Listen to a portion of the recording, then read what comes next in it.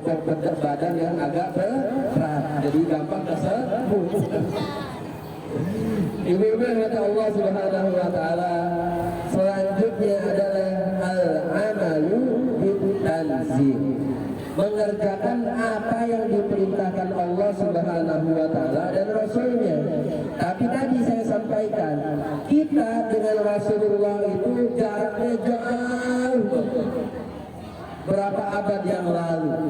Maka kita perlu guru ulama-ulama kita, seperti tadi yang disampaikan saat sambutan oleh teman-teman NU, bahwasanya kita perlu sanad keilmuan. Sanad keilmuan, jangan sampai guru kita tidak memiliki sanad keilmuan. Kalau kita belajar Al-Quran, misalkan ibu-ibu belajar Al-Quran, kita dikasih ikro misalkan, tapi nggak ada yang ngajar sama sekali, dan kita nggak tahu mana alif, mana ba, mana ta, gimana cara bacanya. Kita dikasih buku ikro, kira-kira bisa baca apa enggak?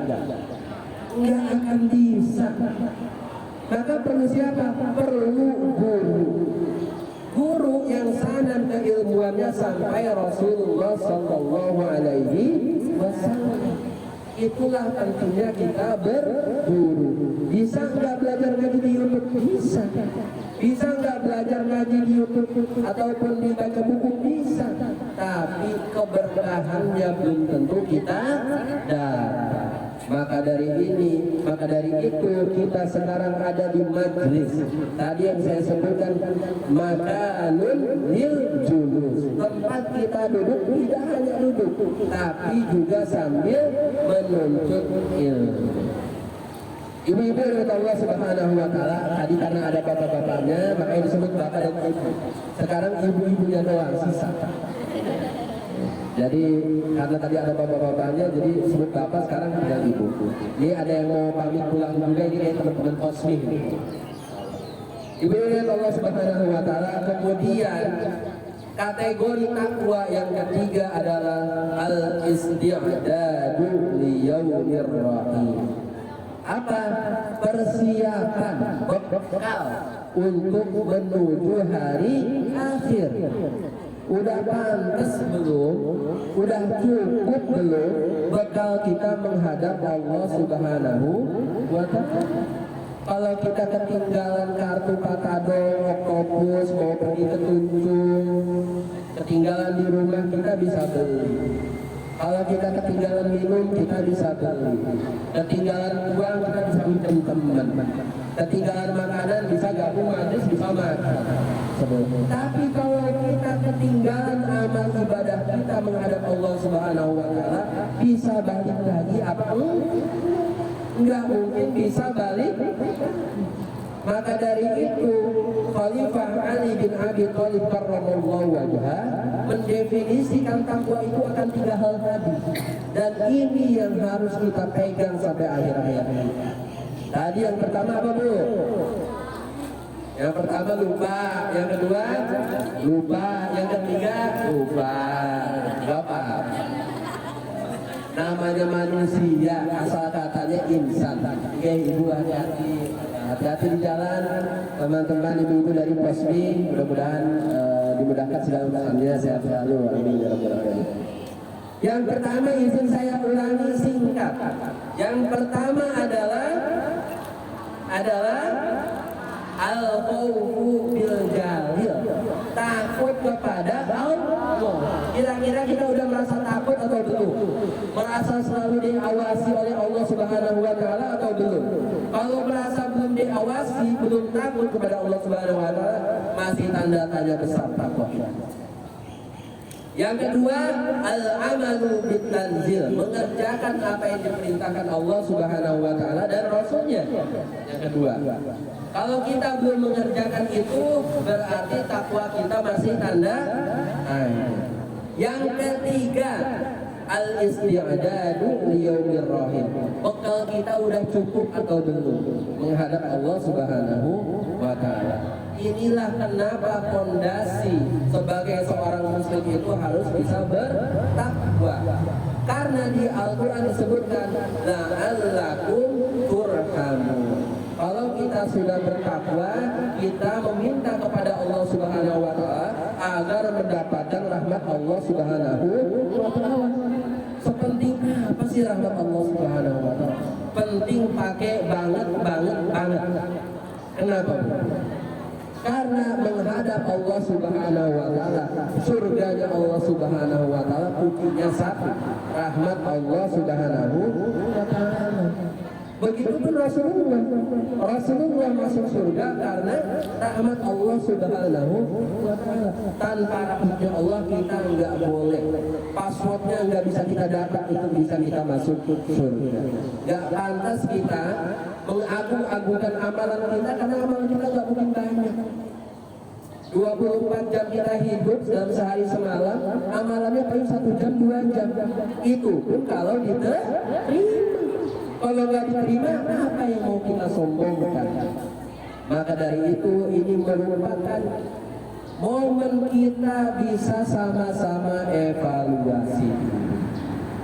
Ibu-ibu yang Allah Subhanahu wa Ta'ala, kaitannya dengan tema istiqomah ini, Allah Subhanahu wa Ta'ala berfirman dalam surah Fussilat, Innal ladzina qalu rabbuna Allah thumma istaqamu tatanazzalu 'alaihimul malaikatu alla takhafu wa la tahzanu wa abshiru bil jannati allati kuntum tu'adun. Sesungguhnya orang-orang yang mengatakan bahwasanya Tuhanku adalah Allah Subhanahu wa Ta'ala. Ada yang Tuhan bukan Allah di sini? Allah semua? Nah, berarti mengaku nih. Kemudian dia beristiqamah, tatanazzalu alaihimul malaikat, maka Allah akan menurunkan malaikat kepadanya.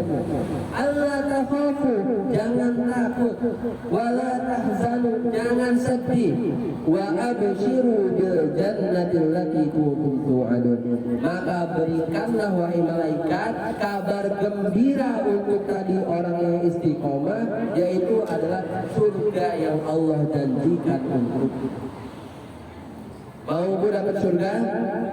Nah, ini kayaknya angin-angin sepoi-nya udah mulai kuat. Ngantuknya tambah kuat. Ayo kita sama-sama dulu, yuk kita baca syair Abu Nawas. Ilahi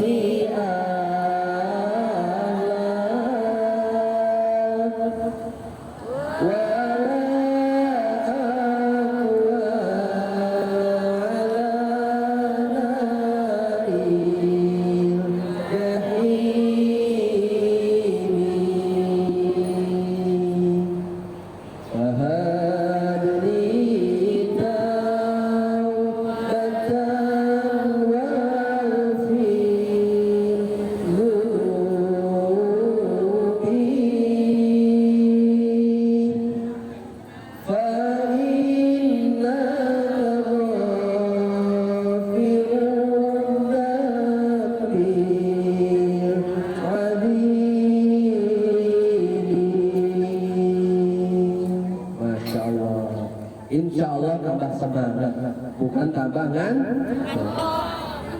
Ibu-ibu yang Allah Subhanahu wa Ta'ala, kaitannya dengan tadi ayat yang dibacakan surah Fussilat ayat 40, bahwasanya ketika kita beristiqomah maka janji Allah Subhanahu wa Ta'ala adalah surga.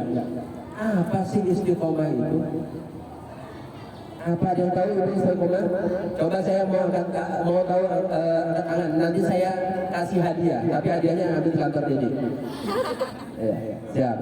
Ibu silakan istiqomah apa? 3 orang, ini hadiahnya saya kasih benar. Tapi syaratnya harus ambil di kantor ini.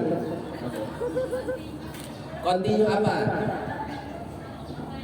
Continue konsekuen. Oke, boleh. Dapat hadiah. Ibu siapa, Bu? Ibu Mbak Puja, tolong dicatat, Bu. Mbak Puja. Ibu siapa nih? Dapat hadiah. Oke, yang kedua siapa? Siapa yang bisa jawab apa itu istiqomah? Oke, Bu Ali.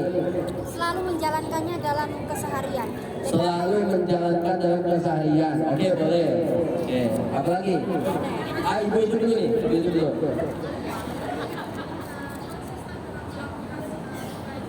konsisten dalam melakukan kebaikan. Baik. Oke, izin kami tutup 3. Nanti hadiahnya bisa diambil di kantor kedua kelompok. Oke, dicatat oleh Mbak Puja nanti.